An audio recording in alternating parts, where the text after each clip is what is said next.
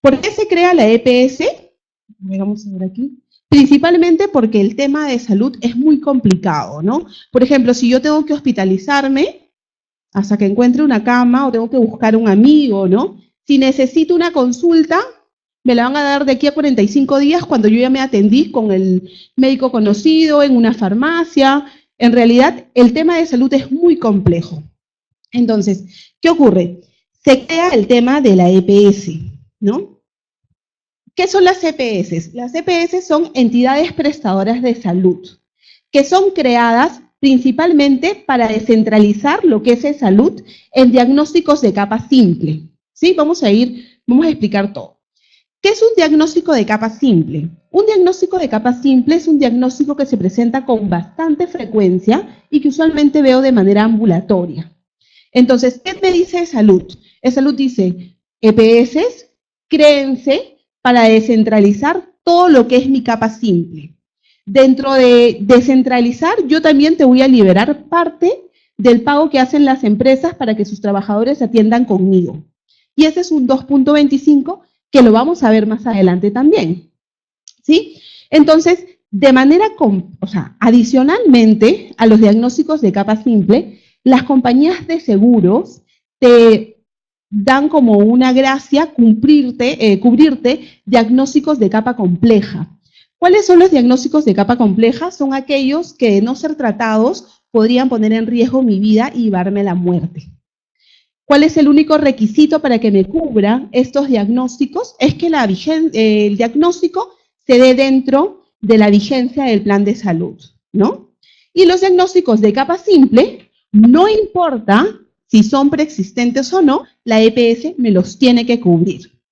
Entonces yo diría, oye, mira, yo tengo diabetes, ¿la EPS me lo puede cubrir? Sí, porque la EPS dentro de los diagnósticos de capa simple tiene diabetes. Tiene diabetes, asma, dislipidemia e inclusive tiene lo que es parto normal también dentro de lo que es capa simple. Entonces tú dirías, oye, yo tengo 4 meses de embarazo, se ingresa a la EPS y voy a tener un parto normal, ¿la EPS me lo tiene que cubrir? Sí, sí te lo tiene que cubrir. Ahora, tú dirías, ok, bueno, los diagnósticos de capa simple me dan cobertura y los diagnósticos de capa compleja, ¿cuándo es que realmente me van a servir? La EPS tiene la particularidad, a diferencia de un seguro particular, que no tienes tiempos de espera. Quiere decir que desde el primer día que tú ingresas a la EPS, yo ingreso el 1 de marzo, Dios no quiera, se presenta algún tipo de diagnóstico a fines de marzo, un tema oncológico, un tema renal, tal vez un tema coronario, la EPS me lo va a cubrir, siempre y cuando el diagnóstico se dé dentro de la vigencia. Eso es algo muy, muy importante, ¿sí? Entonces, bueno, ¿cómo nacen las EPS? Bueno, ya les comenté, ¿no? La EPS nace a raíz de una necesidad que tenemos todos de poder descentralizar lo que es salud, ¿no? Luego, ¿son un complemento de salud? Sí, porque ¿qué te dice el Estado? El Estado te dice, mira, de ese 9% que es carga laboral pura de la empresa, tú vas a disponer un 2.25. De ese 2.25 lo usarás para pagar el aporte mensual del trabajador. Pero ese 6.75 que se sigue aportando a salud es para temas hospitalarios, ¿sí? De capa compleja, es para temas de subsidios, es para temas de descansos. A ver, aquí, ¿quiénes han sido mamás? Somos mamás, ¿sí? Cuando saliste de tu prenatal, te dieron una bonificación, ¿no? De 850 soles más o menos. Para eso es ese 6.75, ¿no? Por eso es tan importante que a veces algunas personas te dicen, oye, yo nunca me atiendo en salud, ¿no? Todo el 9% dáselo a la EPS para que me ayude más. Pero en algún momento podrías necesitar algún tipo de descanso. Y ahí es cuando ese 6.75 te va a ayudar. O tú podrías decir, oye, mira, se me van a operar del corazón, ¿no? Y yo no me quiero hospitalizar en una clínica, ¿no? Yo no quiero que me operen en una clínica, yo quiero que me operen en el INCOR, por ejemplo. Es para eso que se usa ese 6.75. Así que ese 6.75 siempre va a ser obligatorio. Y tienen que tener claro que ese 6.75 o ese 9% en realidad es carga laboral pura de la empresa. A veces confundimos y podemos decir, oye, me están descontando un 9% de mi sueldo. No, no es verdad. es descarga del trabajador, ¿no? Perdón, del empleador. Entonces, que no se confunda, ¿no? Porque usualmente se da eso. A ver, aquí alguien me está preguntando y me dice, ¿cuál es el costo del seminario? No, no es eso. No sé qué me pregunta.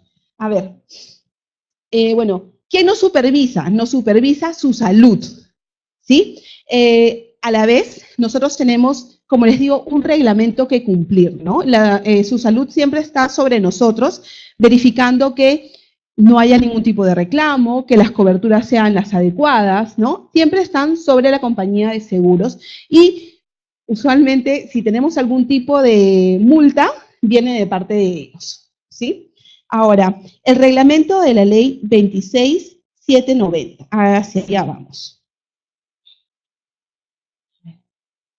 Ya.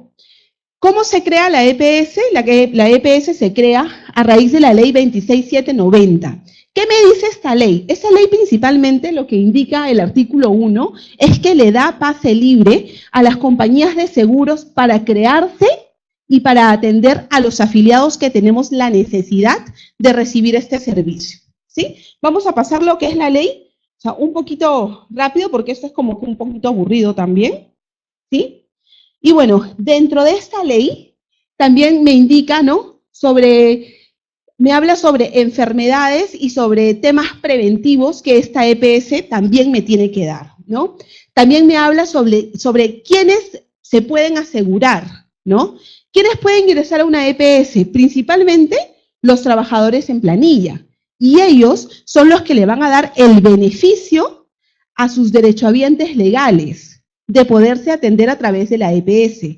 Pero también la EPS le da el beneficio para los hijos entre 18 años, 28 años, 11 meses, 30 días. Quiere decir hasta los prácticamente 29 años, ¿verdad? Y esos son planes potestativos, que también están autorizados en darse, ¿no? Luego tenemos dentro de esa ley, ¿no? ¿Qué me dice el artículo 4? Me habla principalmente de la entidad empleadora. Luego el artículo 5 me va a hablar sobre registros y afiliaciones, ¿no? ¿Cuántas personas vas a registrar para ese 9%? El artículo 6 me va a hablar de los aportes mensuales. Me habla de ese 9% que la empresa tiene que pagar por cada trabajador, ¿no? O sea, más o menos vamos a hacer un resumen para que tengan una idea de lo que me indica la ley. El artículo 8 me va a hablar de recursos, de aportes adicionales. ¿Por qué? Porque un 2.25 no va a ser suficiente para pagar el aporte mensual. Entonces te habla que puedes cobrar un diferencial, así como dar también beneficios adicionales. Y el artículo 9 me habla sobre prevención, subsidio, sepelio. El artículo 10, aquí, cuando la ley habla y autoriza a las EPS a dar el servicio como tal, también habla de lo que es el sistema de salud. Entonces aquí hay muchas cosas que tú dirías, pero lo repite. Sí lo repite porque habla de ambas partes, ¿no? De EPS y de salud como tal. El artículo 10 me habla sobre coberturas, tiempo de aportación, ¿sí? El artículo 11 me va a hablar del derecho especial de coberturas de desempleo, que es la latencia. Y el artículo 12 me va a hablar de los subsidios. Luego de esto, en el artículo 13, me habla precisamente de lo que es una entidad prestadora de salud, que es lo que es la EPS. El artículo 14 me va a hablar de la superintendencia, que es su salud, ¿no? ¿Quién nos va a auditar en sí? El artículo 15 va a hablar de créditos a la aportación. Aquí lo que me está indicando es cuánto puedo tomar yo del aporte para que sea ese 2.25. El importe del crédito, que es del 9%, que tú podrías decir, oye, mira, el 9% del sueldo de Ruth es 100 soles. Lo que me dice la ley es que de esos 100 soles tú debes de tomar el 25%. ¿Sí? Que si hacemos una regla de 3 simple, sale el 2.25. Solo que aquí se ve un poquito más complicado. El artículo 17 me va a hablar de las coberturas de los trabajadores, ¿no? Parte ambulatoria, hospitalaria, todos los beneficios. El artículo 18 me va a hablar de responsabilidad de terceros. ¿Qué quiere decir? Que si hubiera alguna negligencia que pudiera tener alguna clínica, el primer responsable va a ser la EPS. Entonces, cuando tú tienes un reclamo, tú no le reclamas a la clínica, tú le reclamas a la compañía de seguros usualmente, ¿no? Y es porque está reglamentado. Porque la compañía de seguros es quien tiene que cuidarte. Por eso es que está aquí. Y el artículo 19 me va a hablar sobre el SCTR. Entonces, en realidad sería ideal que todos pudieran tener esa ley y la lean con tranquilidad para que pudiéramos entender cada parte. Pero en realidad es muy sencilla, ¿verdad? En términos generales, ¿qué me dice? Se autoriza a la EPS para atender diagnósticos y principalmente puedes tomar un 2.25 del aporte mensual que da el trabajador. En resumen, es eso.